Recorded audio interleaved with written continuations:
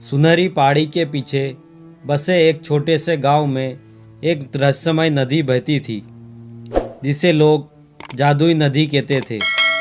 यह कहा जाता था कि रात में जब चांद की रोशनी नदी पर पड़ती है तो उसमें कुछ ऐसा होता है जिससे कोई नहीं समझ पाता।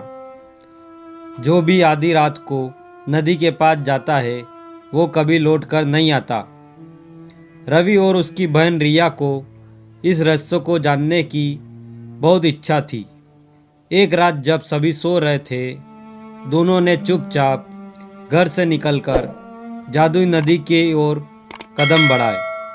जैसे ही वे नदी के पास पहुँचे, नदी का पानी अचानक चमकने लगा।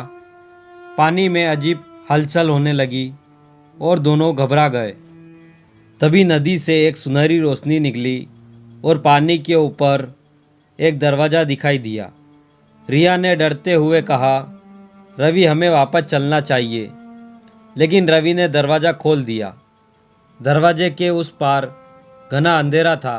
वे अंदर कदम रखते ही किसी अदृश्य शक्ति ने उन्हें खींच लिया। अचानक चारों ओर से डरावनी हंसी सुनाई दी। जो भी यहाँ आया है वह कभी वापस नहीं जा सकता। रवि और रिया ने देखा कि उनके पीछे दरवाज़ा बंद हो चुका था। अब दोनों को न केवल इस रहस्यमय जगह से निकलने का रास्ता खोजना था, बल्कि उन्हें यह भी समझना था कि नदी का यह जादू आखिर क्या था। क्या वे समय रहते वापस आ पाएंगे या फिर हमेशा के लिए जादुई दुनिया में खो जाएंगे।